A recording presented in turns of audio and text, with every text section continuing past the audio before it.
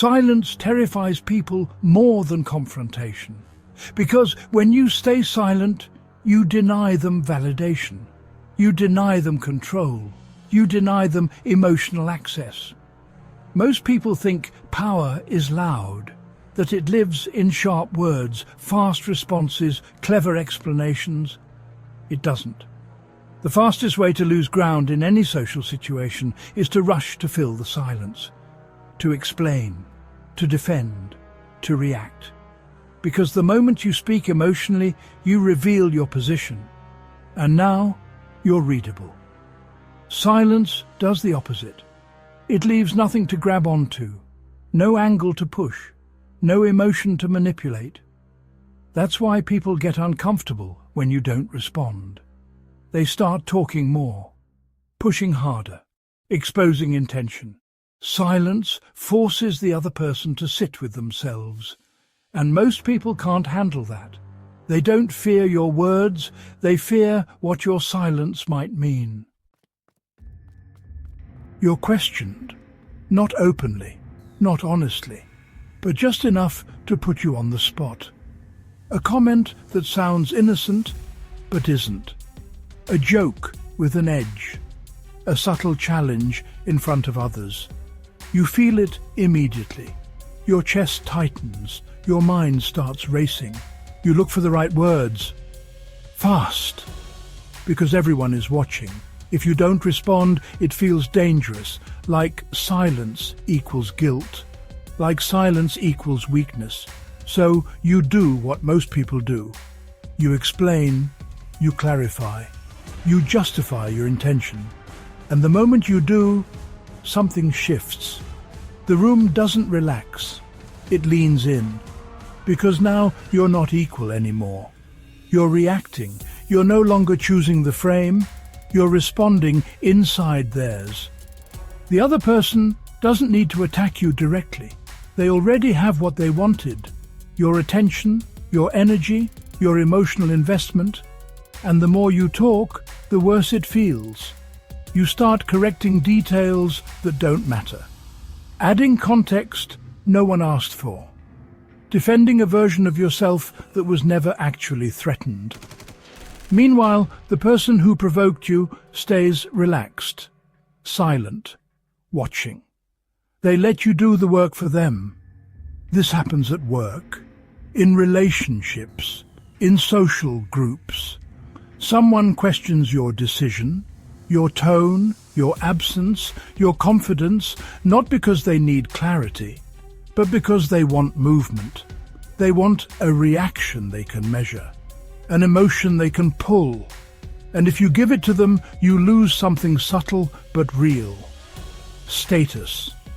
Because in social dynamics, the one who reacts explains, and the one who explains has already accepted the lower position. No one tells you this growing up. You're taught that speaking up is strength, that defending yourself is mature, that silence means you have nothing to say. But in real social pressure, silence is what exposes who actually has control. And that's exactly why it feels so uncomfortable to hold it. Power isn't in being heard. That's what most people get wrong.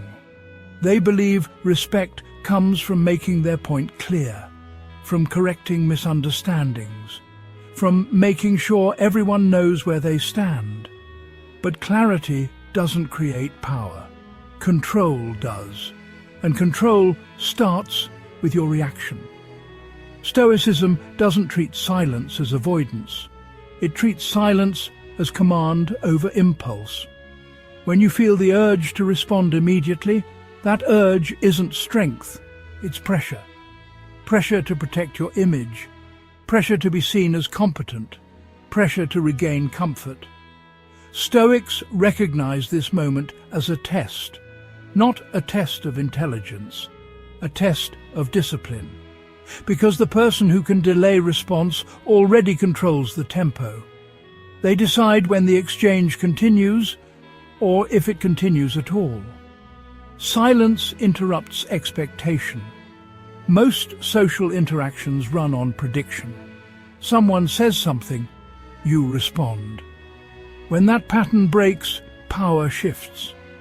Now the other person is forced to fill the gap, to explain themselves, to reveal intention. Silence isn't passive because it's not empty, it's loaded. It communicates confidence without claiming it. It signals self-trust without explanation. And most importantly, it keeps your inner state protected. Stoicism is built around one quiet advantage. Nothing outside you gets automatic access inside. Not a comment, not an accusation, not a raised eyebrow in a crowded room. When you speak too quickly, you open that door. When you stay silent, you decide if it opens at all. This is why silence feels uncomfortable at first. You're resisting a reflex that society rewards. You're choosing restraint over relief. But over time, something changes. People start adjusting to you. They become careful with their words. They hesitate before testing you. Not because you dominate the room, but because you're not predictable. And unpredictability, when grounded in self-control, is power. Stoicism reframes silence as choice. Not fear, not confusion, not weakness. A deliberate refusal to spend energy where it doesn't belong.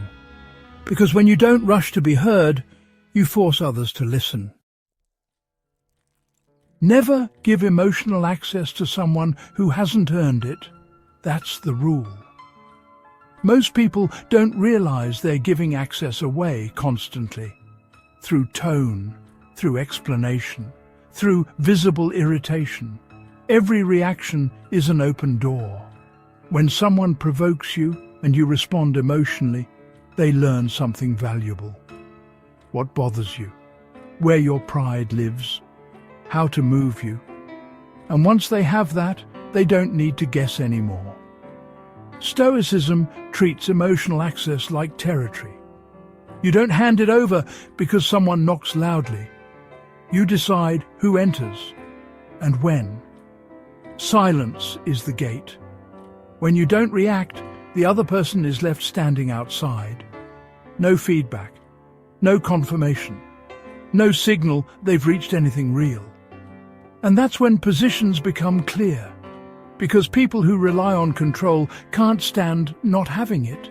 They press harder, they talk more, they reveal impatience, insecurity or intent. Meanwhile, you haven't said a word. You're not defending yourself. You're not explaining. You're observing. Silence protects your position because it keeps you unexposed. No emotional tells, no rushed justifications, no energy spent correcting narratives that don't matter. But it does more than protect, it exposes. The more someone needs your response, the more they reveal their dependence on it. If they were secure, they wouldn't need to provoke clarity. If they were confident, they wouldn't need you to validate them.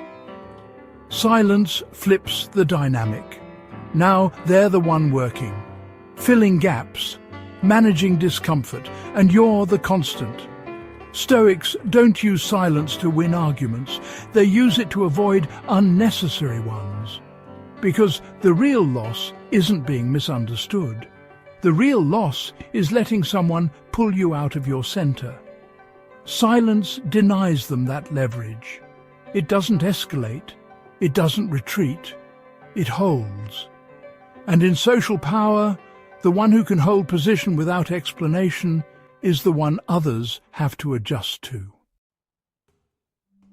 Calm stillness, minimal words, controlled presence. This isn't dramatic silence. It isn't coldness. It isn't withdrawal. It's restraint. In real life, it looks simple.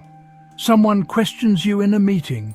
You don't rush to explain your logic. You pause. You look at them. You answer with one sentence or none. Not defensive, not emotional, not sharp, just neutral. Someone makes a passive comment. You don't mirror the tone. You don't correct the frame. You don't chase the meaning. You let it hang. Because most people can't handle that space. They start talking. They clarify what they meant. They soften their words. They justify their intention. They backtrack. Not because you attacked them, but because your stillness created pressure. Silence creates a mirror. People project into it. If they're insecure, they over-explain. If they're manipulative, they escalate. If they're uncertain, they seek reassurance. And all of that information comes to you without you revealing anything. You remain unreadable. That's the advantage. You're not gathering power through force, you're gathering information through restraint. In relationships, this changes everything. When someone tries to pull you into emotional chaos, you don't follow, you slow down, you speak less, you respond later, you choose your words carefully, not to punish, but to protect your center. In social groups, you don't compete for attention. You don't fight for the last word. You don't rush to prove value. You let consistency speak. Behavior speak, time speak. Silence becomes your filter. People who respect boundaries adjust. People who seek control expose themselves. And you don't have to accuse them. They show it. This is what disciplined silence does. It removes you from unnecessary battles. It preserves energy. It keeps your nervous system stable. While others burn energy reacting, you conserve it. While others perform, you observe. And over time, something quiet happens. People stop testing you. Not because you're aggressive, but because you're expensive to access. Your attention isn't automatic. Your emotion isn't free. Your reaction isn't guaranteed. And in social power, scarcity creates value. The less available your inner world is, the more controlled your outer world becomes. That's how silence works in practice. Not as absence, but as presence under control.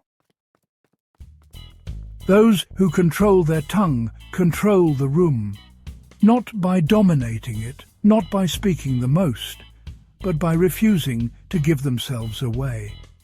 Silence isn't emptiness, it's containment.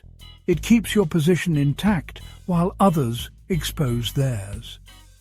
People who demand explanation aren't seeking truth, they're seeking leverage. And when you don't give it, the dynamic ends. Not loudly, not dramatically, it just collapses. Because power doesn't argue, it doesn't rush, it doesn't beg to be understood, it waits. And those who fear silence, who need constant reaction, constant reassurance, constant emotional access, were never in control to begin with. They were only loud.